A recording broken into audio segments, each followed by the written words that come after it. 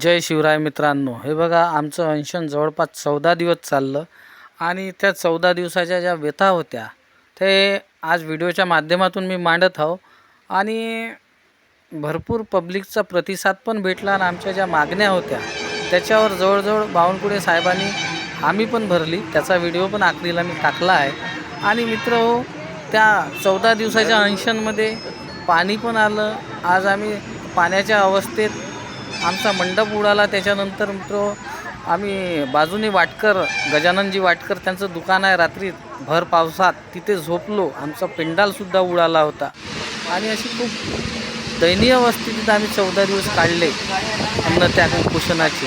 आणि बावनकुळे साहेबांना जो आम्हाला हामी भरली, वचन दिलं, त्याचा व्हिडिओ मी आखरीला टाकला आहे। तरी हा पूर्ण व्हिडिओ ऐका, बघा आणि माननीय महसूल मंत्री श्री चंद्रशेखरजी बावनकुळे साहेब आणि आमचे नागपूरचे पालकमंत्री यांच्यापर्यंत हा व्हिडिओ आपल्या माध्यमातून पोहोचवण्याची कृपा करावी अशी मी विनंती करतो आपणास। धन्यवाद।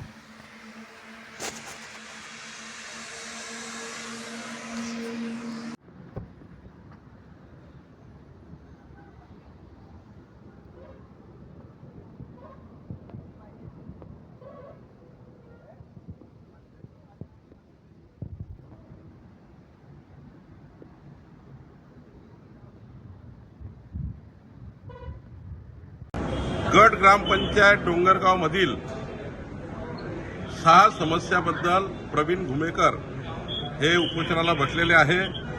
मी त्यांना विनंती करतो आहे की उपोषण मागे घ्यावं। ज्या विषयाकरता उपोषणाला बसले आहे त्यात महत्त्वाचा विषय आहे, गट ग्रामपंचायत डोंगरगाव येथे 17 एकर जागा जी आहे ग्रामपंचायतचे वाढीव गावठाणी जाहीर करावं, हनुमान नगरला मालकीपट्टी द्यावे, झुटी झोपडपट्टी मालकाला काही झोपडपट्टीवर काही दंड आकारला आहे तो कमी करावा, NMRDAच्या माध्यमातून 2.5 लाखाचं घर द्यावं। ह्या बाबी मी पुढच्या आठवड्यामध्ये कमिशनरकडे बैठक लावून त्या ठिकाणी निर्णय करण्याचा प्रयत्न करीन। वाकेश्वर तलावाचं नाव झुटी बदलवून देणे याकरता वाकेश्वरवाल्यांची बोलावं लागेल। आणि विधेयक 2011 जे आहे की 2011च्या नंतर ते घर कायदेशीर करा असं म्हणणं आहे, त्याच्याकरता नवीन सरकारचा कायदा करावा लागेल, तो नंतर होईल पुढच्या काळात। आत्ता मात्र 2011च्या पहिलेचे घरं कायदेशीर करायचा निर्णय आहे, त्या निर्णयाप्रमाणे 2011च्या पूर्वीचे घरं कायदेशीर करू एवढं वचन मी आश्वासन देतो। श्री घुमेकर यांनी आपलं उपोषण मागे घ्यावं।